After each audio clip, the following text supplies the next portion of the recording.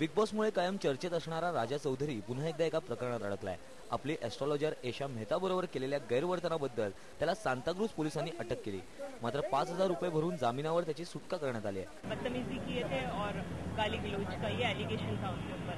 तो कोर्ट ने police station ने सांताक्रूज पुलिस स्टेशन ने अरेस्ट किया था, उनको आज प्रोड्यूस किया गया था। तो कोर्ट ने बेल एप्लीकेशन पे सुनवाई हुई और क्योंकि बेलेबल ऑफेंसेस थे 504 और 354 कोर्ट ने बेल दिया। जेव्हा राजा बिग बॉस मध्ये होता तेव्हा त्याची एस्ट्रॉलॉजर एशा मेहता त्याच्यासाठी रोज पूजा करायची।